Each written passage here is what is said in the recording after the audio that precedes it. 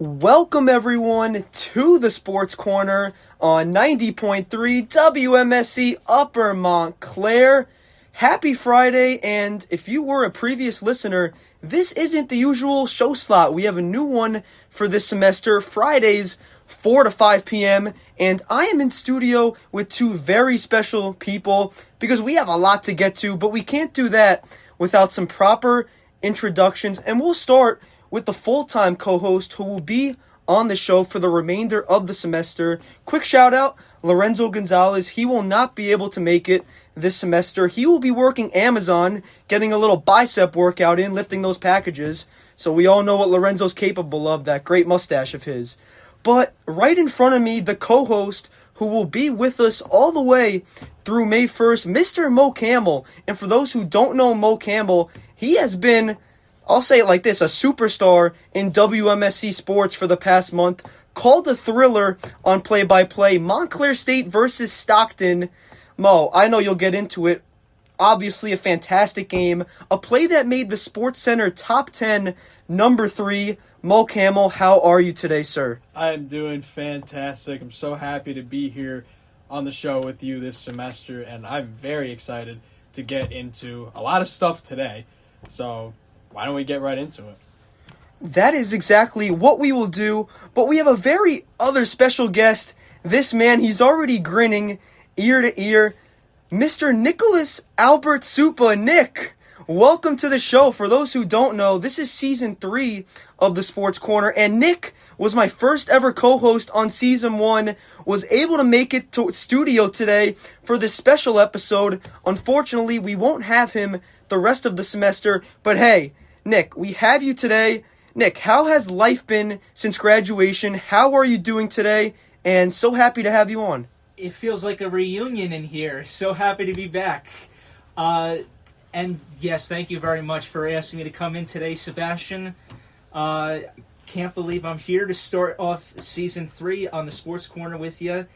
And as far as graduation, it's definitely been weird not being able to see the same faces I saw every day. Seeing you, Sebastian, coming in here every Thursday, doing this show. Now I'm here on Friday. It's a little bit of a difference, but it's still great to be here, coming in at 4 o'clock to do this show with you. And I got no complaints, working, hoping to get into the field of sports, and can't wait to get started today. Well, I know we'll get to it later, but there's a team out there in Pittsburgh that has a head coach opening. So, Nick, I don't know if you have to. I'm not saying put the pads on, but grab a notebook and a headset. Hey, maybe Pittsburgh will hire you. Maybe there's a chance of it. I'll have to hop on Mo's private jet and head over to Pittsburgh to see if I could get a possible coaching opportunity, or at least an interview. Well, instead of that, with your first big paycheck as the future Steelers head coach, you can just buy the private jet off of Mo, but then unfortunately it won't be called Mo's private jet, it will be yours. So I don't know how Mo will feel about that. Mo, any diversion? Nah, I mean, it would be my honor and pleasure to sell a private jet to Nicholas Albert Suppa. Oh my goodness! All right, look at that. We have a full name over here now. We'll call you Nas, Nicholas Albert Suppa. Oh Nas. God. We'll call you Nas. No. But anyway, let's jump right into everything that is going on in the sports world. It's been a little bit, actually more, about a month and a half since we were last in studio. We've done some episodes over Zoom where we previewed the wild card round, the divisional round, but let's start off right there, in particular, the National Football League. Fellas, you know this more than anyone. Football fans, all of us in the building, a lot is going on. We made it to the Final Four, starting with the AFC Championship. The number 1 seed Denver Broncos will be hosting the number 2 seed New England Patriots. And it just actually hit me. Mo, I'll let you take this one because you've been tracking it ever since we started. The current record predictions from when we started in the playoffs. I don't know if you have it pulled up. I do. Yes, you do. Nick, talk about from best to worst, and no shaming. Actually, yes, I deserve it. Go for it. All right, so our NFL predictions standings after the divisional round. In first place, we have a 3-way tie between Lorenzo Gonzalez, Shayan Malik, and Nas, Nick Albert Suppa, at 7-3. In second place is myself, Mo Campbell, at 6-4. In third place, we have Jeremy Rodriguez at 5-5. Shout out Jeremy. And then we have absolute hot trash. I named it, and I'm actually proud of it because I deserve it. I don't know what I was thinking picking the Chargers over the Patriots. Not proud of it. Justin Herbert, if you are listening all the way in California, maybe he's in Cancun right now singing and dancing because that's all it seems like the Chargers know how to do. I'm disappointed in you. You couldn't get it done. Your defense was so good, and that's why Jesse Minter got the job with the Ravens. But anyway, Mo, continue. So, the absolute hot trash is Sebastian at 4-6.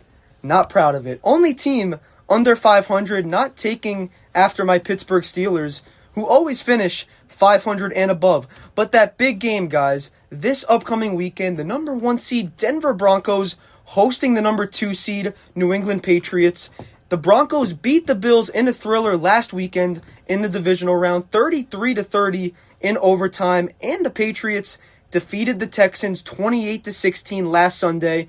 Gentlemen, first impressions of this matchup, not that it's necessarily early on in the week because the game is 2 days away, but just on a head start, what are we thinking about in this matchup? This is definitely going to be an interesting one between the Patriots and the Broncos.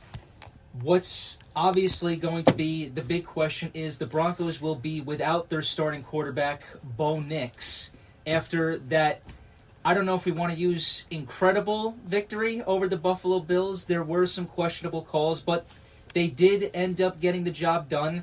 33-30 overtime victory. And at the end of the game, you could see Bo Nix was wincing on the sideline, and it was announced not too long after that he had, I believe it was a broken bone in his ankle, and now he's going to be out not only for this game, but for the rest of the playoffs, even if the Broncos make the Super Bowl. So, as far as that, having your starting quarterback in Bo Nix is very important for the Broncos to have, but it won't be in their starting lineup. And then when you look at the Patriots, their offense has been, I'd say, pretty solid all year. Drake May doing an incredible job. He's got receivers like Stephon Diggs. And their defense has been unbelievable. We talked about it before the show started. They're known for their blitzing. And if they get under pressure on the Broncos quarterback, and I apologize, Sebastian, you or Mo, I'm sure you can pull it up. Whoever the Broncos quarterback is, he's doesn't have any playoff experience. I do know that. But you got to wonder how he's going to handle a defense like the Patriots going into this one. Well, I'll say this, Nick. I have him pulled up. That's Jarrett Stidham starting at quarterback. We'll dive into him. I have his picture up, and one correlation I can make right off the bat is he doesn't have as good as hair as you. So, for those who don't know, Nick's hair never moves. It's always in the same exact spot, so perfect. When, on the other hand, when I walk in any sort of direction and the wind hits my hair, it's trouble. So, we'll start off on that. Well, I will say, we actually were talking about this before. My hair was moving a little bit today. So a little bit, though. I just, you know what it was? I didn't use as much gel today as I usually do, so that was my problem. Well, that's because you're working as well, moving around boxes, always ready to do the job, and get it done. Mo Camel, so much to go into this matchup. Your thoughts? Yeah, I mean, it's to piggyback off what Nick said. This is a very interesting matchup. I mean, again, you have the Denver Broncos, who beat Josh Allen and the Bills. Again, beating Josh Allen in the playoffs is not an easy task. But Bo Nix rose to the occasion, and he got the job done. It was very devastating that he went down with that injury, especially after getting your team to the AFC Championship game, one win away from the Super Bowl. And when I saw the news, I was like, oh my God, like their Super Bowl run may be shattered, but obviously they still have a chance with their quarterback Jarrett Stidham. I've heard a lot about Jarrett Stidham this week on First Take, on NFL Live. Really, a lot of talk has been around Jarrett Stidham, who we'll get to a little bit more later on. But I think I listened to Sean Payton after the game. He was like, we're still going to believe. Their defense is excellent. They've been one of the best in the NFL all year. And certainly the defense will give the Broncos a chance to win the game. But the question is going to be on Jarrett Stidham. This guy hasn't thrown a pass since 2023. He was drafted by the Patriots and Josh McDaniel, who is the offensive coordinator. Well, he actually went to Las Vegas, and Josh McDaniel was there with him. So he's had some experience with that, but the question's really going to be on Jarrett Stidham. And, you know, can his offensive line protect him enough for him to get some long passes out? You know, I think for the Patriots, like, they're going to definitely blitz him, as Nick mentioned over here.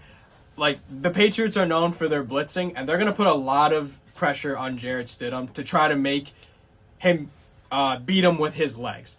And that's really the key for the Broncos. Now, looking on the Patriots, obviously last game against the Texans, phenomenal defense.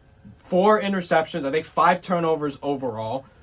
Obviously, Drake May fumbled the ball a few times, but it didn't stop the fact that the Patriots' defense played phenomenal.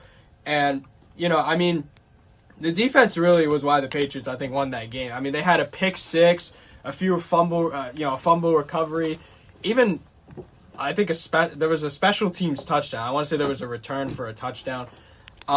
Really, one thing I say always is, like, I feel like special teams don't get enough credit. I mean, you talk about, we'll get into when we get to the Seahawks game, they had a return touchdown.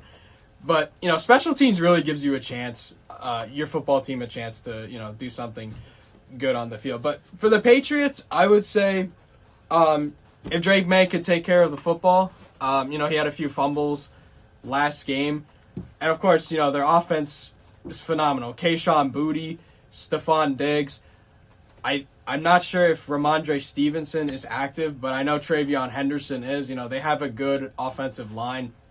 They do a good job of protecting Drake May. And really, I mean, this Patriots offense, like Nick said, you know, they've been explosive all year. And I really think, you know, they're going to put a lot of pressure on this Broncos defense, especially with the Patriots putting the pressure on Jarrett Stidham. I would say the Patriots are going to win the category of time and possession. And I think if they take care of the football, they'll have a good chance to go on the road mile high and take down the Broncos. Look at that debut, Mo Camel, diving right into it. That's what we get here on the Sports Corner, the best in-depth analysis. Nick went into it as well, but obviously the hot camaraderie of this game is Jarrett Stidham. He hasn't played all season long. He didn't go to the media and necessarily complain too much that he wasn't a starter, but he wasn't necessarily happy with the fact that the Broncos were the only team that would take him, because he wasn't going to be a starter anywhere else. The Broncos wanted him. He said yes. He ended up as their backup. So that's what you get. Jarrett Stidham, the 7th-year man out of Auburn, a 4th-round pick in 2019 out of Auburn. As Mo said, he has not thrown an NFL regular season pass since the 2023-24 season. Specifically, January 7th of 2024, he started versus the Raiders, a game the Broncos lost 27-14.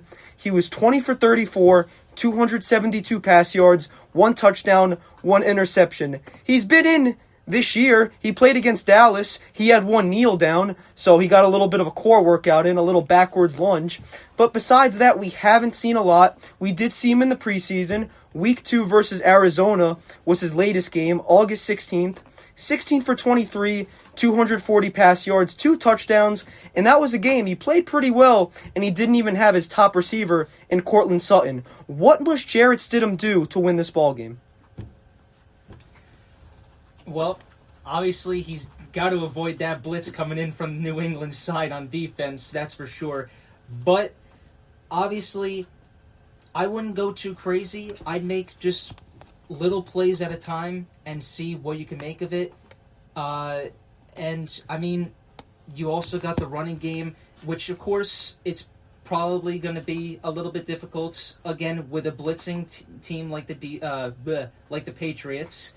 But, you know, try to figure out a weakness on New England's defense, basically. So if the running game doesn't work, okay, try to do a little dump pass a couple of times to the side. See if you can get some yards and just slowly inch your way towards the red zone, towards the end zone. Try to get points on the board, because the Patriots basically have a completely healthy team going into this game. The Broncos are without a doubt, without a big piece in this game. So for Jarrett Stidham, I think definitely I'd say that's how you got to go into this one. It'll be interesting for sure because, Mo, we'll get your take on this. I think a lot of this, and especially for a guy in Vance Joseph, the Broncos defensive coordinator, already had head coaching interviews with both the Las Vegas Raiders and the Arizona Cardinals. If you can propel this team to a victory defensively, again, I don't think Jarrett Stidham has to be Superman. You don't have to go out there, throw 3 or 4 touchdowns, keep your team in the game, don't turn the ball over. Field position will be very huge. The kickers will be extremely huge. Andy Borregales of the Patriots and Will Lutz of the Broncos. So you have a Texans defense that is second in total defense, second in rush D, 7th in pass D, 3rd in scoring D, and most importantly, number 1 in red zone defense. I'll take a quote from Mike Tomlin. Towards the end of his tenure with the Steelers, I wasn't necessarily the biggest fan, but he said these offenses are so good, and this is such an offensive-minded sport, that you can't stop teams entirely from getting yards. It's impossible. Offenses are too good. These receivers are too good, but you must limit them. Limit them to field goals and have your offense capitalized. The Broncos have a really good runner in R.J. Harvey. You pair that with Jaleel McLaughlin, who can be used out of the backfield, and you're looking at a pretty good 1-2 tandem that can get Jarrett Stidham comfortable. And there's also a possibility that, you remember how I mentioned J.K. Dobbins a couple episodes ago? There is a chance he could play on Sunday.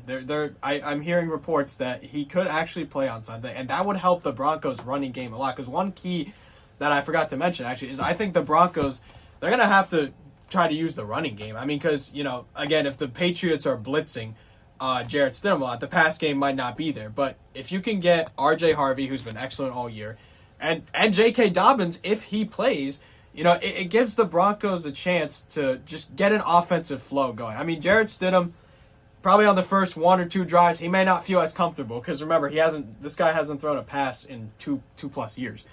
So he might be a little shaky at the start, but if he could just get a rhythm going early and, use the running game to your advantage too, like the Broncos have a chance to stay within striking distance. And on the other hand, the New England Patriots, most definitely the favorites in this. Shout out Robert Kraft, man. Talking about owners for a second, just the ability to know when to move on. He knew exactly when to move on from Bill Belichick. Bill Belichick leaves. This is a man that won 6 Super Bowls. 6. Mike Tomlin did not win a playoff game for 9 years, and he was glorified in Pittsburgh for a large majority of his tenure. He knew exactly when to move on, and then you had a man in Gerard Mayo. He was a 1-year head coach. He gets fired, and what do? A lot of people were saying for Robert Kraft to go young. Get a young guy out there. Get a Mike McDaniel. Pry him away. I think he was still with the Dolphins, but get a young offensive mind. What do? You get Mike Vrabel, who's in his 50s, but he knows how to win. He was with the Titans for many years, led them to an AFC championship. What must the Patriots do to win this ballgame?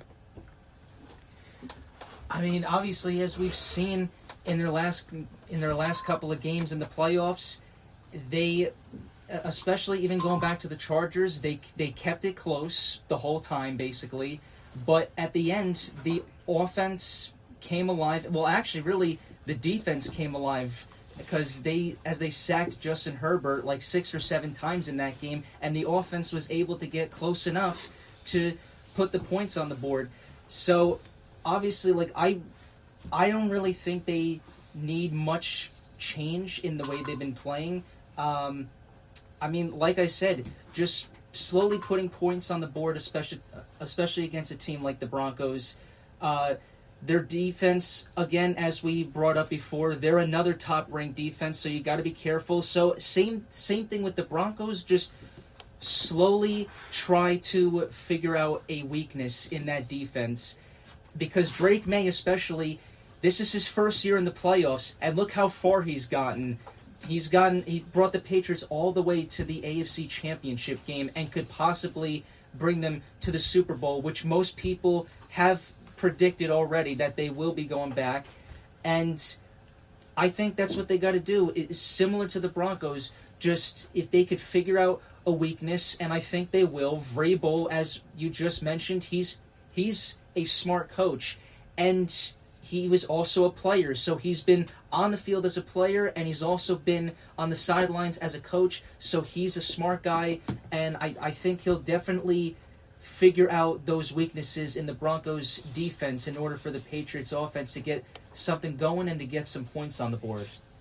Yeah, I mean, I saw a stat this morning on ESPN that was like, the Patriots have only allowed 1 touchdown in the postseason. Wow.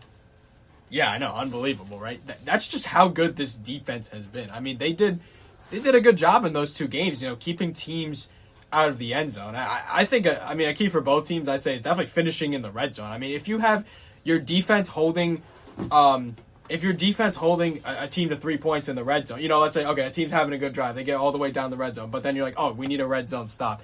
They get the red zone stop. They only allow 3 points. That's better than being in the end zone at the least. Again, it's like Sebastian mentioned earlier.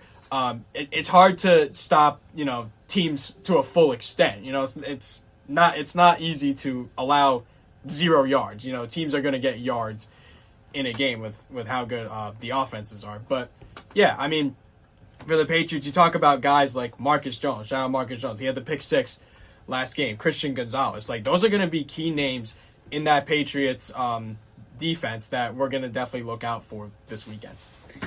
I think a big thing, when I'm looking at it, this Patriots offense, you both talked about you have to finish drives. Obviously, that is a very key thing. Left tackle Will Campbell, he's a rookie. This Denver defense has some very good edge rushers in Dre Greenlaw, Nick Benito, Alex Singleton. You talk about a ball hawk on defense. That's what you get from the 2024 Defensive Player of the Year in Pat Surtain. So there's a lot of that in that metric. So I think for this Patriots offense, not that Stephon Diggs isn't a wide receiver 1, but I wouldn't say he's your alpha like Puka Nacua, for example. They have other guys they can spread the ball to. Obviously, Mo mentioned the running game. You have Ramondre Stevenson, Trevion Henderson. You have 2 very good tight ends, and you talk about the red zone. Hunter Henry, starting tight end for the Patriots. He has been a large option and a top target for Drake May in that red area. So it will be very interesting to see in that matchup. Broncos and Patriots this Sunday, 3 p.m. Eastern. The great Jim Nantz on the call, along with Tony Romo. But moving on a little bit later in the day, the NFC Championship, round 3. Yes, fellas, this is Apollo Creed versus Rocky Balboa, the trio. The number 1 seed, Seattle Seahawks, who for a large majority of the year have looked like the most dominant team in football, hosting the number 5 seed, Los Angeles Rams. And we remember that thriller on Thursday Night Football. What do we think about this matchup? Well, this is going to definitely be the one everybody's going to want to watch. I'd say not just in the NFC, but in the NFL this year. These are 2 of the best all-around teams this year. I mean, unbelievable offense that just knows how to put up a ton of points, and then the defense kills you at the end and just barely allows you to score any points. And even if they allow points, it's still not enough, and you just can't catch up with their offense. But it's definitely going to be an incredible game to watch. I actually picked the Rams winning this one, and I was one of the 2 people in our little chat, if you want to say that, who picked the Rams winning this. Many people most likely have the Seahawks, and if they do win, I will absolutely respect it. We haven't seen really much from the Seahawks since they made their 2-year run to the Super Bowl with Russell Wilson, who we don't know where he is at now. He's probably in the Bahamas with Aaron Rodgers waiting to get picked up by somebody. But it's definitely something that everybody's going to want to see, because Seahawks got a quarterback in Sam Darnold who has not had much playoff success in the past, and now he's with the Seahawks, and in his first match made a huge success, as they won the game. It was like 41-6, I believe, was the final score. And they finished the regular season also against the 49ers, who they only allowed 3 points against. So their last 2 games, their defense really came in clutch, only allowing just 9 points, which is an incredible stat when you think about it. That's just pure defense right there. But again, these were 2 matchups against the 49ers. Now they're going against the Rams with Matthew Stafford, as Sebastian mentioned. Puka Nacua, definitely one of the top wide receivers in the game. He's probably one of my favorites for sure in the game right now. And of course, guys who are veterans like Devontae Adams. This is going to be an incredible, incredible war to watch. And I really can't even tell you who I think is going to win. I mean, as I said, yes, I made my prediction for the Rams, but I truly cannot say who I think is going to win. It's going to be interesting because, as Sebastian said, this is round 3 of Apollo versus Rocky. I'd say in this situation, Seahawks are definitely Apollo Creed and the Rams are coming in as Rocky, because most people are picking the Seahawks to win this one. But Rams, don't worry, I have your backs. I'm picking you to win this one. I said it pretty much since the playoffs that you guys are going to win the Super Bowl. But again, it's the playoffs. You just don't know. And the fact that the Seahawks are this far, they can make it back to the Super Bowl for the first time since Super Bowl 49, and could potentially play their rematch from that time against the New England Patriots, that's something that is really going to be interesting. But if it goes the other way around and it's the Rams, they could potentially play the Patriots, and we'll have a three-peat of Rams versus Patriots, which was only done one other time. And Sebastian, this sounds a little familiar. Steelers versus Cowboys. Well, Nick, you just dove into all of that very well. I'll say this. My first thought of your analysis, you haven't skipped a beat. Look at you coming right back into studio, chest high, ready to go. You haven't skipped a beat. I don't know. You've done a very good job. Look at that. But I'll say this, a quick little trivia. Did you know that Rocky and Apollo Creed, did you know they had a third fight? Behind closed doors, yes. Do you know who won? Apollo. Yes. It was revealed. Yes. Later on, Adonis Creed wanted to know. Shout out the whole Rocky series, Sylvester Stallone, my favorite actor. But Mo, this is a matchup. We just talked about that Thursday night game from a month ago. A game the Seahawks won in overtime, 38-37 over the Rams. Man, that was an absolute thriller. You talk about nominations for best games of the year. That's one of them. A game in which Nick mentioned briefly, the Seahawks got here. They defeated the depleted San Francisco 49ers 41-6 last Saturday, and the Rams beat the Bears 20-17 last Sunday in overtime. Mo, what are you thinking about in this matchup? I mean, this is definitely one to circle and watch. Like, turn on your TV at 6:30 on Fox to listen to Kevin Burkhardt and Tom Brady call this game, because this is going to be an incredible game. I mean, you got Seahawks and Rams, both really good offenses on both sides. I mean, the Seahawks, you got Jackson Smith and Jigba, one of the best in the game. And then on the other side, you got Puka Nacua, Devontae Adams. You just have so much talent out there on the field to watch. And, honestly, when I saw this matchup, I was like, this one might be a little tough for me. I mean, the first 2 matchups between these two teams were pretty cinematic. I mean, I'm not going to go too much into them, but I'll just highlight the key points. Like, the first matchup, the Seahawks almost won when Sam Darnold had 4 interceptions. And then you had the second game, they were trailing by 16 points in the fourth quarter, and they needed 2 touchdowns with 2 2-point conversions to send the game to overtime. And they did just that. And then, overtime, the Rams score a touchdown, but then the Seahawks answer back, and then they made the decision to go for a 2-point conversion, and they converted one. That was incredible. For 3 2-point conversions in the fourth quarter in overtime. That has never been done in NFL history until Sam Darnold did it himself. And he proved us all wrong. Sam Darnold. He proved us all wrong. But for this game in particular, obviously, it is the playoffs. The game is at Lumen Field. It's a great atmosphere. I mean, but the opening kickoff, we saw Rashid Shaheed for the Seattle Seahawks. 95-yard return kickoff return touchdown. That was incredible. I was like, well, this is over. This is over. Right from the start. Right basically. from the start of the game. Sam Darnold hasn't even played a snap yet, and it was 7-0 Seattle. With Tom Brady screaming, "Oh!" in the background, getting all hyped up as a color commentator. Yeah, that's like me getting hyped up for Cabrian Goss hitting the shot against Stockton. Listen, I don't know how you don't get hyped for Cabrian Goss. That man, he's exceptional. Very exceptional. We'll get some Montclair State recaps on the Sports Corner. Everything in terms of NFL, MLB, and college athletics. But Mo, continue on. Yeah. But for the Rams, like, it's going to come down to defense, I would say. I mean, I was watching a First Take yesterday, I believe, and Dan Orlovsky, shout out Dan Orlovsky, great guy.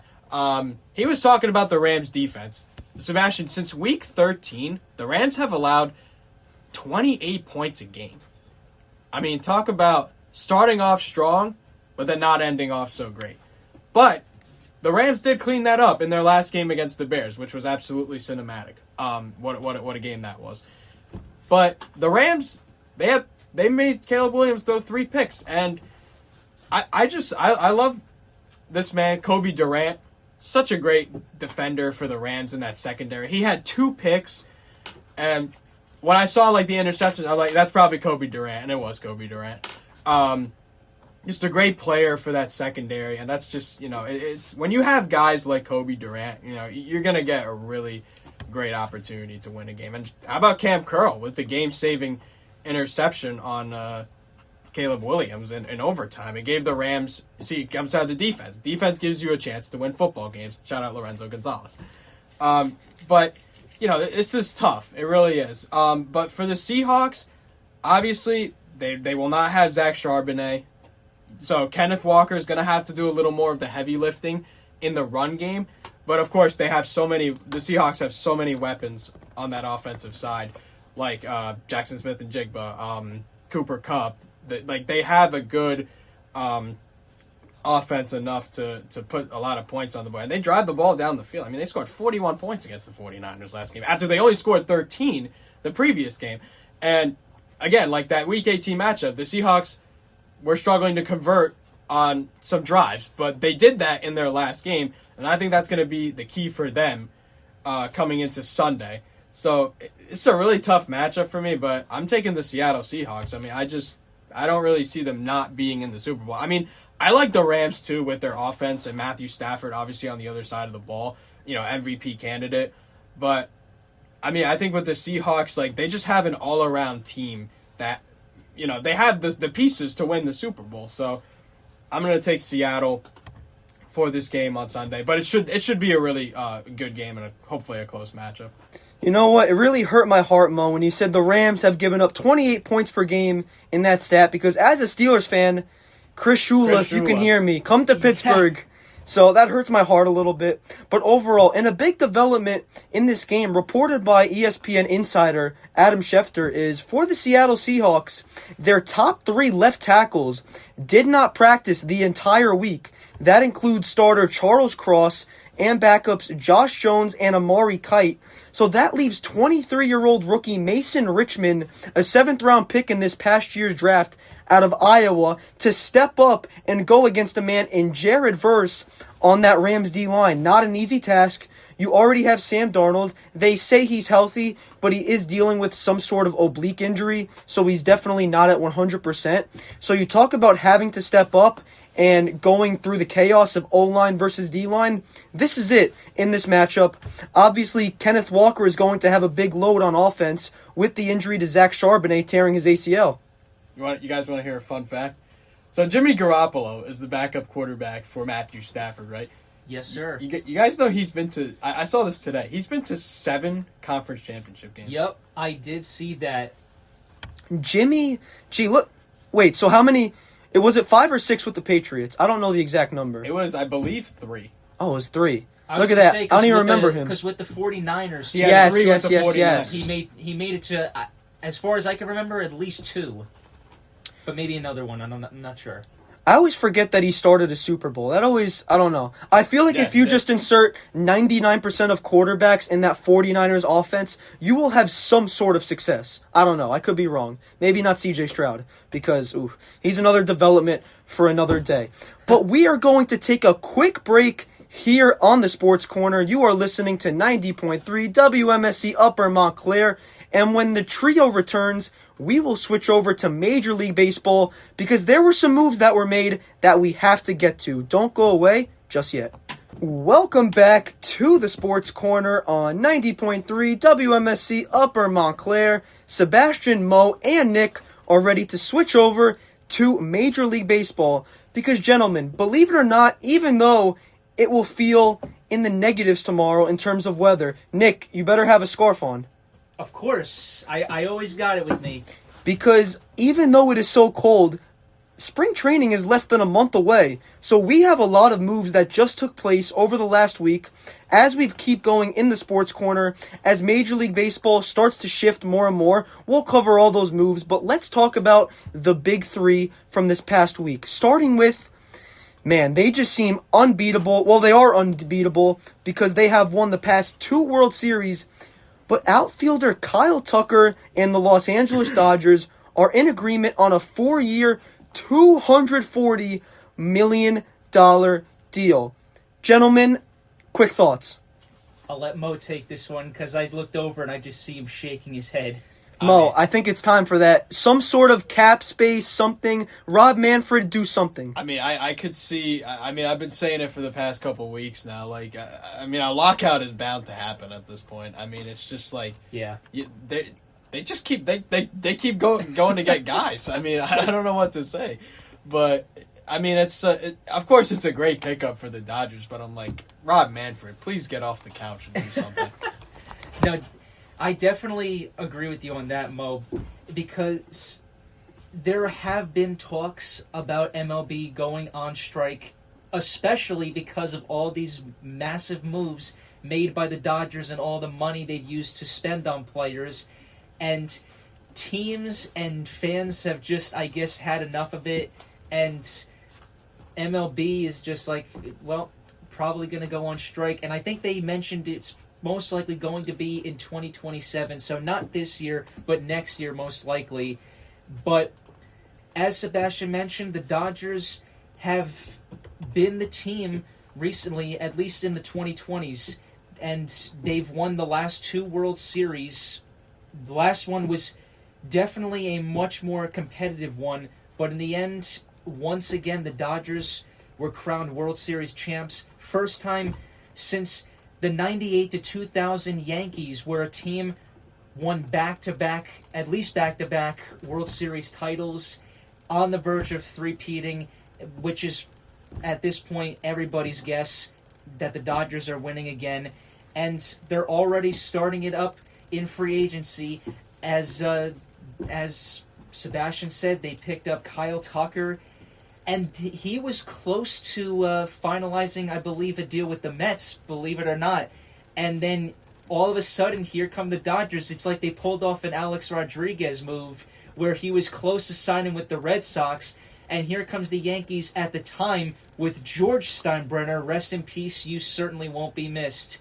And he came in and picked up Alex Rodriguez and stole him from the Red Sox, who were not happy with that over the years. And that's exactly what the Dodgers did here with the Mets. They came in and pulled a fast one. And Tucker, even he was in contact with the Mets and said, I will let you guys know next week. After the Mets said, let's put an agreement together, he said, I'll let you know next week. The next day, it's all over the place that Kyle Tucker signs with the LA Dodgers. So he obviously knew where he was going after speaking with the Dodgers secretly without the Mets knowing. I'm sure they were crushed. And we'll talk more about the Mets in a little bit and a certain move they made as well. But with Kyle Tucker, what a move for the Dodgers. They just keep getting better and better before our very eyes. Sebastian, do you see a three-peat happening in 2026? I don't think you can have any doubt unless someone proves them wrong. Take a look at this projected lineup for the Los Angeles Dodgers. In order 1 through 9. Shohei Ohtani, Mookie Betts, Kyle Tucker. That's your 1, 2, 3. Not that I necessarily agree with that. I don't think you take Freddie Freeman out of your top 3. I always believe that no matter what baseball lineup you work with, your best 3 hitters should be in your top 3. So I would flip-flop Freeman and Tucker, but either way, you can't really go wrong because you continue down the rope. Freddie Freeman, Will Smith, Max Muncy, here is the craziest part to me. Teoscar Hernandez, a man that is consistently hit in the 260s above, for when you're constantly facing 95 miles an hour every single game, that's pretty good hitting at that mark. Teoscar Hernandez is batting 7th. For about 28, let's say, out of 30 MLB teams, Teoscar Hernandez would be in your top 3. That is how insane this Dodgers lineup is. Tommy Edman 8, Andy Pages 9. We talk about how good Tucker is offensively. He is a really good defender too. He has only had 3 errors in 115 games in right field, which is his primary position. Since 2024, he can play all 3 outfield positions, which includes left, center, and right, and a little bit of first base. Last played it with the Astros in 2019, but you get the point. Freddie Freeman's getting a little bit older. He's 36, so hey, if it's needed, Kyle Tucker can play some first base. But this is absolutely insane. I don't know. We'll get into this whole talk about cap space next week. Gentlemen, any final thoughts on this move? Yeah, I mean, it's like, have you guys ever heard that saying, like a couple years ago with the Phoenix Suns? Devin Booker was like, I don't know how teams are going to guard us. That's like, that's kind of what the Dodgers are like. Like, how are we going to pitch against this team? That's kind of, in like Devin Booker's context, translating to like this Dodgers lineup that you just went over, Sebastian. We mentioned the starting lineup. How about the starting rotation? They legitimately have 5 aces. 5 aces. You take any one of their starters. Maybe besides the Yankees with Garrett Cole, they are an ace on that team. Red Sox, Garrett Crochet, sure. Pick and choose if you want to be nitpicking, that's fine. But Yoshinobu Yamamoto, Blake Snell, Tyler Glasnow, Shohei Ohtani, and Roki Sasaki, who we primarily saw out of the bullpen in relief. That is an insane starting lineup, and I won't be surprised one bit if baseball isn't played in 2027, because this is insane. And what's even more impressive was after all those pitchers that you just mentioned in their starting rotation, they actually used Sasaki in the bullpen. That's how dominant they were last year.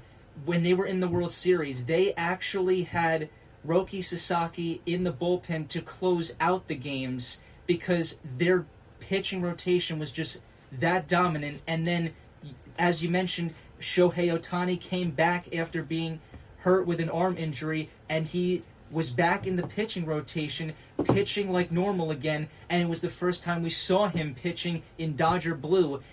And now you add Roki Sasaki in that starting rotation with Shohei Ohtani steadily pitching with his arm 100% better. The pitching is just unlike anything I've ever seen, at least today. Dave Roberts he's just literally on cloud 9. This is an insane team to coach. It's not a situation where, for example, nothing against the Pittsburgh Pirates and the Colorado Rockies. Excuse me, yes, something against you guys. Spend some money. Spend some money and surround your talent. You have a generational stud in Paul Skeens, and you signed 38-year-old Andrew McCutchen trotting out there.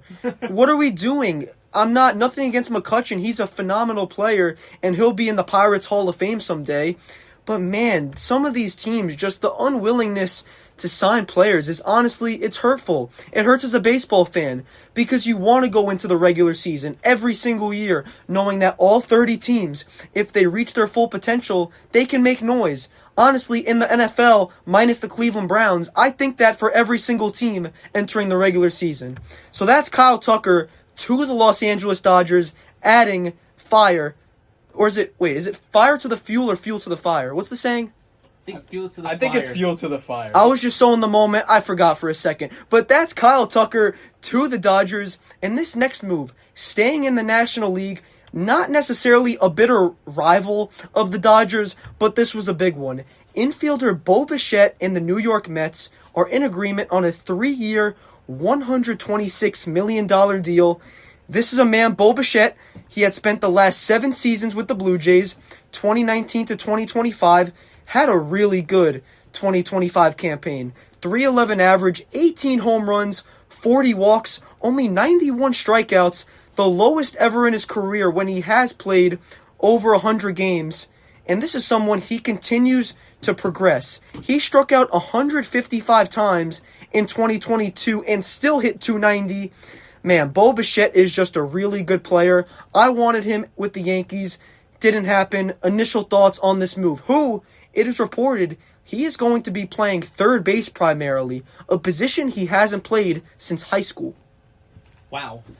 Well, I definitely didn't expect this to happen, but as I was mentioning before, this was one of the big moves that was made by the New York Mets. It was probably, I'd say, their biggest, and I feel like when this move happened, you guys might disagree. It was almost like a panic move because they were going after Kyle Tucker and at last minute signed with the Dodgers, and the same day, not too long after that, here comes Bo Bichette on the Mets, who was originally about to finalize a deal with the Phillies. And that's the part that I didn't get. The Phillies offered him 7 years for like $200 million, and he took, what was it, 3 years? 3 years and like 3 years and $126 million. So he took 4 years and $80 million less, basically, to go to the Mets. Like that, for me at least, it didn't make any sense on Bo Bichette's part. But for the Mets, I mean, yes, it was a phenomenal move. Now they got, as you mentioned, Sebastian, he's at third base. You got Lindor at shortstop, who on defense and offense is just unbelievable. Can't say enough about him. And then Juan Soto, which I know Yankee fans still don't want to hear the name, but it's true. He is on the Mets. But he is in the outfield. And as we saw from last year, he loves miscuing where the ball is, as we mentioned. And but again, on offense, he's just a pure hitter, and that's what Bo Bichette is, and that's what Francisco Lindor is. So adding that was definitely a huge piece for the Mets on Bo Bichette's part, or as I mentioned before, Boba Fett, because that's exactly who I think of every time I hear his name. But we're not talking about him, we're talking about Bo Bichette. He is a New York Mets, and it's going to be interesting what will happen. I thought for a minute you said Bo Buffet, and the reason I say that is because there has been a picture going around comparing Juan Soto and Bo Bichette to when they both signed with the Mets, and let's just say the jerseys make them a little bit bigger. I don't know if it's a New York curse, if it's that $1 pizza that they're both eating every night. But listen, I think this can be a really good move. We talk about someone who was injured for a majority of the 2025 playoffs, but played in the World Series, was 8 for 23, hit .348 with a home run. And how about this? The Mets also signed Jorge Polanco, who they want to have as their opening day first baseman. If Bo Bichette starts at third base and Jorge Polanco starts at first base for the Mets on opening day, the Mets will be the second team in the last century, 100 years, to start 2 non-rookie infielders with 1 or 0 games experience at that position on opening day. And the other team, the 1948 Los Angeles Dodgers, where Jackie Robinson starting at second base and Billy Cox started at third base. Brooklyn Dodgers. Brooklyn Dodgers, Los Angeles. You know what? We'll stay in the present. Shout out. I think Lorenzo, listen, I know Lorenzo's not the biggest baseball guy, but he would be absolutely irate right now if he learned that I didn't know my history well enough. So, I'm sorry, Lorenzo. Mo, any contradiction for the Mets having Bo Bichette play a position that he hasn't played before? I mean, it's like, it's a little, it might be a little not so easy for Bo Bichette to start off. It's kind of, there were some questions about the Mets infield, really, but yeah, I mean, it's just, you got to play a few games to see if you're comfortable really at that position. It's going to take him a little bit I think, to get used to that third base position. But in terms of the signing overall, I think it was a great pickup for them, to add on to their offense. And, I mean, the many moves that the Mets made. I mean, they also got, obviously, we just saw a couple days ago, they got Luis Robert Jr. from the White Sox. And Freddie Peralta from the Milwaukee Brewers yesterday, starting pitcher. I mean, that was another crazy signing right there. I thought the Yankees were going to get him, but the Mets acquired him. But, no, I mean, it was definitely a great signing for this for the Mets, and really they're going to be an interesting team to watch this year. I mean, definitely in another episode we'll go a little bit more on them, but overall it's a great signing for the Mets to get Bo Bichette. Nick, it may have been a pressure move. We won't know. Well, I guess I don't know if we'll ever know if it were a pressure move. I don't think Steve Cohen will ever come out and say, "Oh man, I did this because I was nervous." I don't know. I don't think he'll come out and say that. But I do like the infield trajectory of the New York Mets. They also acquired Luis Robert Jr. in the outfield, which we'll talk about on a future episode. So I'm liking the trajectory. The Mets obviously have some sort of a plan, whereas the next team we are going to talk about hop on the A train. We're going to the Bronx for our last story of Season 3, Episode 1. Cody Bellinger. Thank goodness this happened. I have been holding my breath for a little bit as a Yankee fan, waiting for this move, because Cody Bellinger and the Yankees are in agreement on a 5-year, $162.5 million deal. He resigns with the Yankees after spending 2025 with them on a 1-year deal. Gentlemen, all three of us, we can agree on one thing. 2 Steeler fans, 1 Giant fan, but 3 Yankee fans. Are we in full relief mode yet? Definitely. I'm still trying to catch my breath after this one because it was just unbelievable how long this was taking. And we've seen this in the past where the Yankees eye one player and look to contain that player on the Yankees, and then they start branching out and making moves. But this one was definitely a pain. And in the end, we have Cody Bellinger back in the Bronx wearing the pinstripes. I thought he was going to the Mets, honestly, the way it was looking, because Scott Boras, as we all know, he's just him, where he's always looking for the most money he could possibly get for his player. And originally, I think he and the Yankees originally agreed on 5 years. Then it came out that he wanted 7 years, and the Yankees, knowing them with their business, they're like, all right, listen, we're not offering you 7 years. And eventually they came into agreement and they said, we are only going to give you 5 years, but we'll offer you a little bit more than what we're going to offer you, because originally it was like 5 years and $160 million. I believe that was the numbers. And then eventually they came to conclusion that it was going to be a 5-year, $162.5 million. So they added an additional $2.5 million, and they said, done deal, that's totally fine. And in the end, Cody Bellinger will remain as a Yankee for the next 5 years, unless he's like Juan Soto and he just gets tired of it and he wants to go on to another team like he did with, I believe it was the Padres, if I'm not mistaken. I thought that they signed him to a long-term contract and he decided to walk out after like 2 years. I'll say this. Someone in particular that is living really good is Mo Camel. The Yankees get Cody Bellinger. The Giants get John Harbaugh. He calls an absolute thriller on play-by-play, looking like prime Mike Tirico, who honestly I think is always in his prime because he does a really good job. But Mo, 3 for 3 with you between the past 2 weeks. How are we feeling? I mean, yeah, it was a great relief. I mean, obviously, all of us, I'm pretty sure as Yankee fans, have been frustrated with, the offseason and, not making many moves.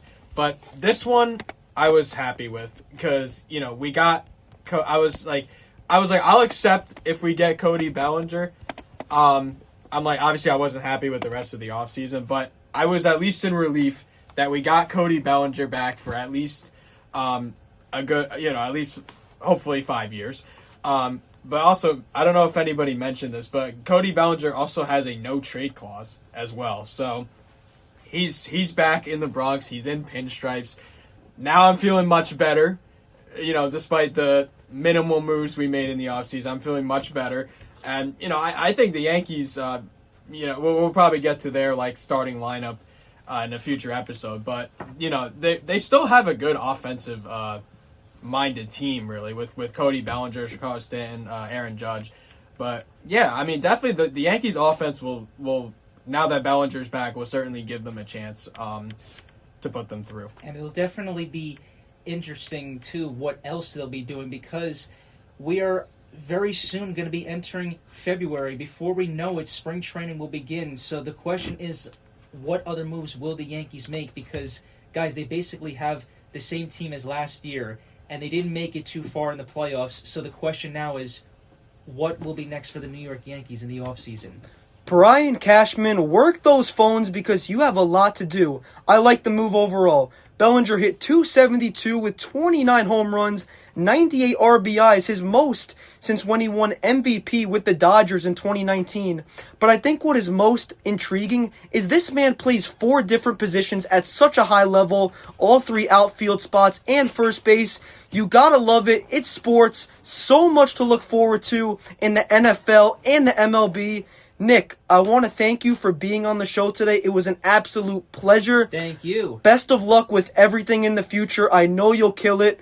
Mo has been on an absolute tear in terms of commenting. Just that man looking like Steph Curry out there. Shout out Ryan Castles on the Montclair men's basketball team. That's his favorite athlete. But that will do it from the studio. 90.3 WMSC Upper Montclair. From Sebastian Stratton, Mo Camel, and Nick Suppa, you have been listening to the Sports Corner. Have a great weekend, everyone. Stay safe, and get those shovels ready because the snow is coming.